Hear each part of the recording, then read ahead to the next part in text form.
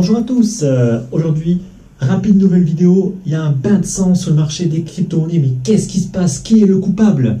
Il faut absolument qu'on trouve qui est le coupable. Alors, est-ce Conrail? Est-ce le site Conrail qui s'est fait hacker? Est-ce la baleine qui aurait déplacé 94 000 bitcoins sur un site d'échange? Ou est-ce tout simplement que nous sommes dans un marché baissier et qu'en gros, prendre 10% dans la gueule, ça arrive quasiment tout le temps en marché baissier, dans le marché que beaucoup de personnes connaissent, des crypto-monnaies. Alors, il faut toujours trouver un coupable. Mon Dieu, le marché perd 10%, à cause de quoi? Il se passe quoi? Qu'est-ce qu'il faut faire? Voilà. C'est pour ça qu'il y a des vidéos ensuite partout qui émergent. Attention, avec du rouge partout, bain de sang, marché baissier, panique.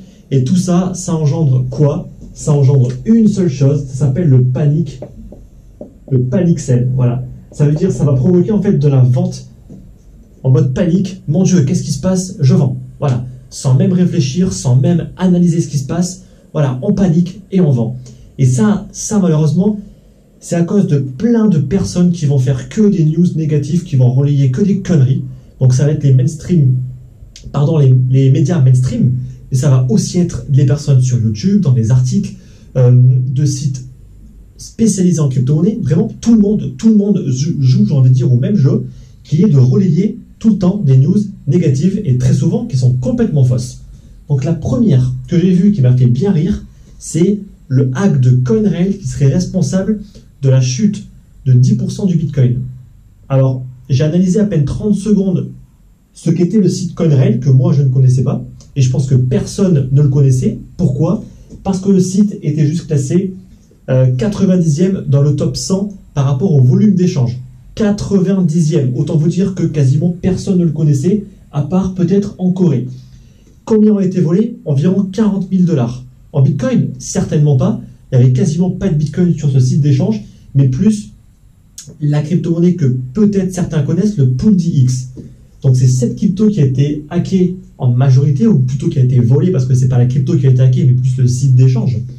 Et c'est cette crypto-monnaie-là, donc le PoolDX, qui a été volée, je crois environ 20 millions ont été volés. Ce qu'il faut savoir, c'est qu'ensuite, les hackers ont voulu vendre, justement, compte sur vente des Ethers, ces PoolDX, en passant par le site d'échange IDEX. Rappelez-vous, j'en ai déjà parlé. Site d'échange décentralisé, sauf que devinez quoi, IDEX avait déjà été prévenu, et la plupart des gros porte-monnaies, des gros porte-monnaies qui contenaient en fait les PoolDX qui ont été envoyés sur IDEX ont été gelés.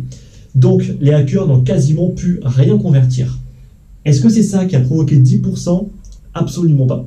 C'est impossible qu'un site d'échange, d'une part, avec si peu de volume, et avec au final en fait une si faible quantité d'argent qui a été volée, et au final très peu ont réellement été récupérés en Ether ou en Bitcoin par les attaquants, parce que la plupart ont été gelés, parce que rappelez-vous, on est quand même sur une blockchain publique, tout est traçable. Donc ça veut dire que tout ce qui sort du site d'échange Conrail, ça peut se traquer, et bien évidemment, quand il y a d'énormes quantités de coins qui sortent, ça se traque tout de suite, les porte-monnaies sont tout de suite flaguées et vont être gelés dès qu'ils vont arriver sur des sites d'échange. Ça, c'est la réalité en fait du marché. C'est-à-dire qu'aujourd'hui, on peut hacker beaucoup de cryptos, mais c'est très compliqué ensuite de les convertir et surtout de les faire disparaître. C'est là où vraiment tout se complique. Donc Conrail n'est absolument pas responsable de la chute. Par contre, toutes les news qui disent attention, piratage de Conrail, encore un de plus, etc., ça provoque des panic sells de personnes qui se disent encore un autre site d'échange, il y en a marre, je vends. Voilà. Deuxième chose, j'ai aussi vu une news qui a aussi été relayée par pas mal de médias, même des youtubeurs français, qui parlent d'une baleine qui aurait, oh mon Dieu, déplacé 94 000 bitcoins. Ils vont faire un gros sell-off, donc ça veut dire une énorme vente sur une place de marché, ce qui va provoquer l'effondrement complet du prix.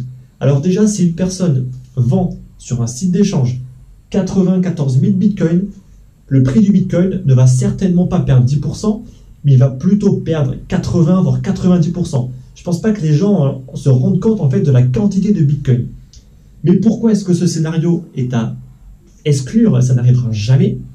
Une personne qui a 94 000 bitcoins ne va jamais les vendre sur une place de marché. Jamais.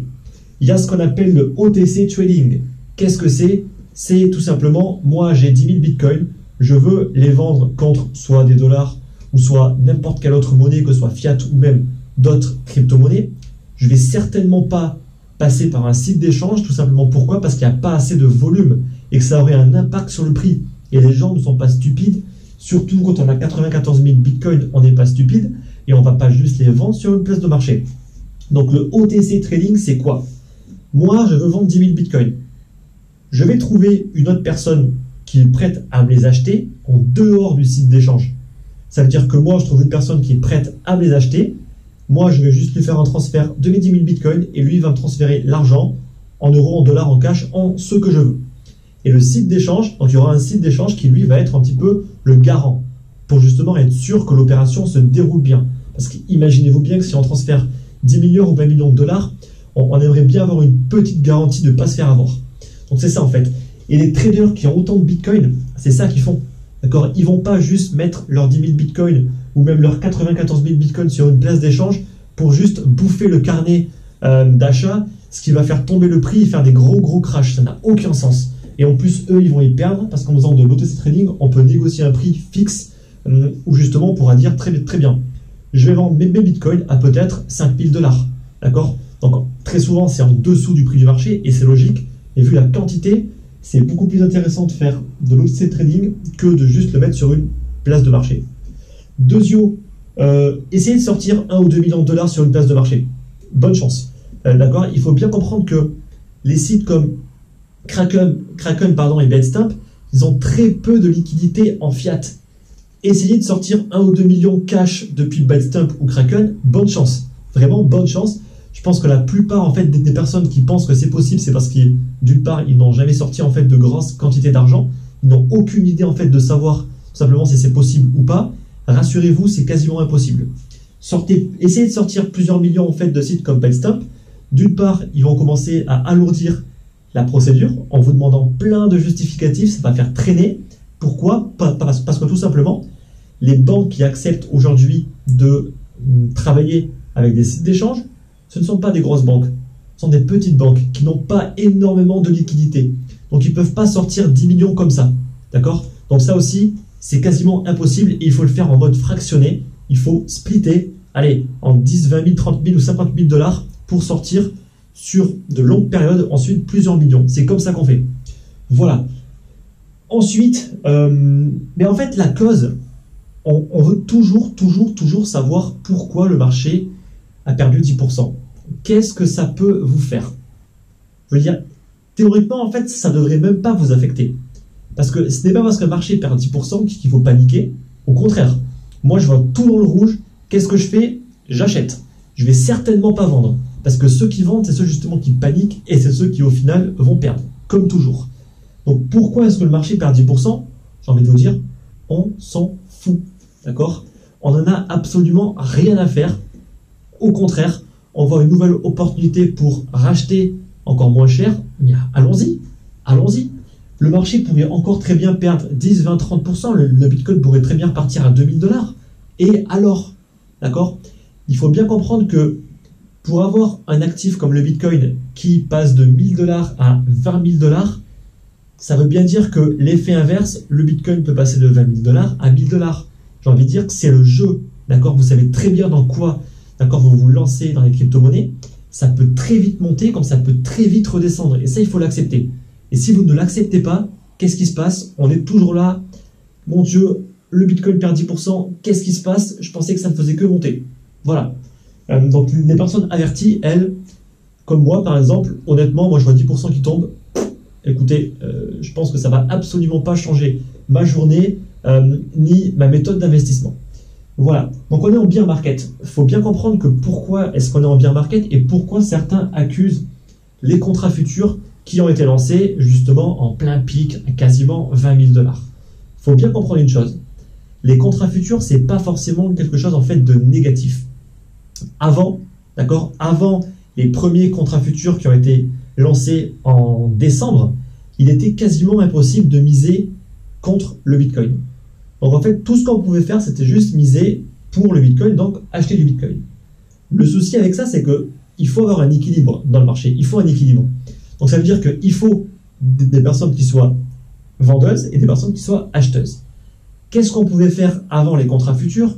C'est prendre le risque d'aller sur Bitfinex ou alors sur Kraken et de faire tout simplement des ventes et de se mettre en vendeur. Le problème, c'est que d'une part, on peut certainement pas le faire avec de grosses liquidités, et deuxièmement, c'est très risqué. Moi, honnêtement, je mettrai jamais de l'argent en passant sur Bitfinex. Sur Kraken, ok, c'est un peu plus réglo, mais quand bien même, on peut certainement pas, en fait, d'une part, tenir des positions vendeuses très longtemps, parce que ça coûte très très cher, et en plus, on peut certainement pas se permettre de lancer des grosses sommes d'argent sur ce genre de site où il y a très peu de volume au final. Donc, quand il y a eu l'émergence des contrats futurs, il y a eu des gros investisseurs qui ont pu rentrer avec d'énormes quantités d'argent en misant tout simplement sur une baisse du Bitcoin. Et ça va permettre une chose, de un petit peu rétablir la balance entre acheteurs et vendeurs. Donc oui, ça a sûrement eu un gros impact sur le prix, qui était, je pense, beaucoup trop surévalué. Et maintenant que les personnes pessimistes et les vendeurs ont pu rentrer sur le marché et miser, il va falloir qu'on arrive à trouver une balance entre acheteurs et vendeurs. Et la balance, pour l'instant, je pense qu'on n'a pas encore trouvé. On va la trouver. Une fois qu'on l'aura trouvée, on pourra ensuite repartir sur une base beaucoup plus saine et repartir éventuellement sur une longue période haussière. Voilà. Donc les contrats futurs, c'est pareil. Il ne faut pas en avoir peur, il ne faut pas cracher dessus. C'est normal. Il y a toujours des personnes qui sont pour et des personnes qui sont contre. Et forcément, les personnes qui sont pour ne veulent pas des personnes qui sont contre et inversement. Mais un marché doit trouver un équilibre. Voilà. J'espère que cette vidéo vous a plu. Si vous avez des questions, comme d'habitude, dans les commentaires. Si vous avez aimé cette vidéo, mettez un like.